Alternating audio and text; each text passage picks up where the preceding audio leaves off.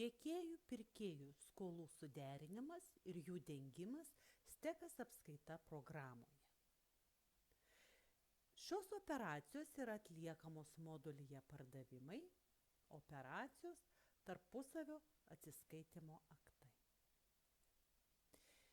Paspauskime naujas ir tarkime, kad mes norim sudengti skolą. Pasirenkam klientą, partnerį ir ko. Ir matom, kad mes turime tiek pirkimą iš šio tiekėjo, tiek pardavimą kaip klientui. Kaipgi reikėtų sudengti tas sumas?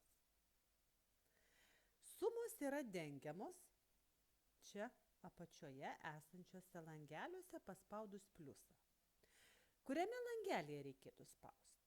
Matome, šita suma yra mažesnė. Vadinasi, tik tokią sumą mes ir galime dengti šitą dokumentą.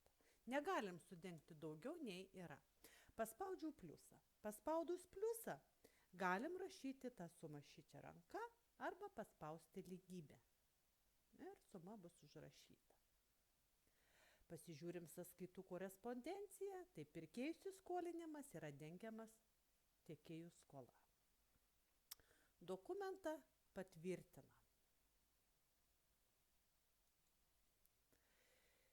Bet jeigu mes norim nesudengti skolą, o ją suderinti, operacija yra ta pati, vėl spaudžiu naujas, pasirenku kitą klientą, tarkim, telefoniją, taip, ir matau tik tai vieną pirkimą. Taip. Bet skolų suderinimą aš noriu daryti 2016 metų 11 mėnesio 30 dienai. Ir aš matau, kad tai dienai atsiranda dar vienas pirkimas. Vadinasi, tai yra šitam klientui jau padarytas mokėjimas po lapkričio 30 dienos. Skolų suderinimo dokumentai yra netvirtinami. Mes juos išsaugom paspausdami mygtuką gerai. Galim atsispausdinti, taip yra vartotojo dokumentai, skolų suderinimai.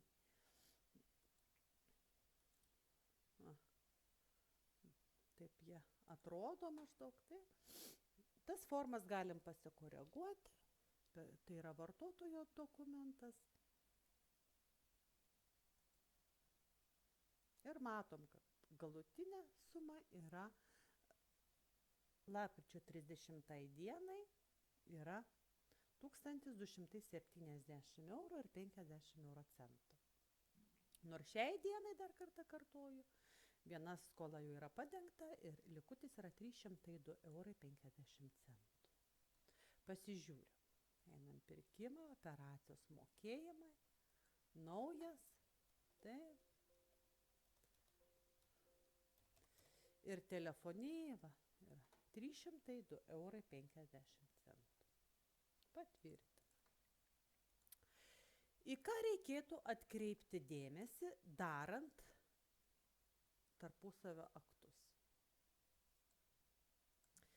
Dar kartą grįžtu į operacijas, tarpusavio atsiskaitimo aktai. Naujas. Taip. Norint sudengti sumas, stokime ant tos sumos, kuri yra mažesnė. Taip. Dar. Pabandykim. Yra. Taip. Dar į ką reikia atkreipti dėmesį, kad negali būti data mažesnė už vyriausio dokumento datą. Vadinasi, aš negaliu daryti dengimo 2016, ten daleiskim 03.31. Taip? Nes aš tai datai turiu tik tuos 2 dokumentus. Aš, aišku, juos galėčiau sudengti. Bet šitų sumų jau nebegaliu dengti.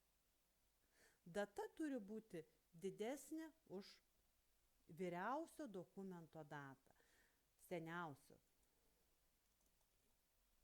išrašyto. Taip, tai dabar čia galėtų būti 8.08.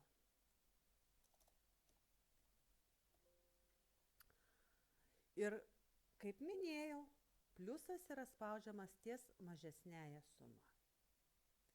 Iš tiesų mes galim ir ne visą sumą dengti, mes galim rašyti tik tai dalį sumos, tai paspaudžiam sulyginti ir dengiam tik tai dalį sumos, kitą paliekam. Ir suderinimo aktai, kai varnelė yra čia, yra netvirtinami. Tai tiek apie tarpusavio atsiskaitimo ir suderinimo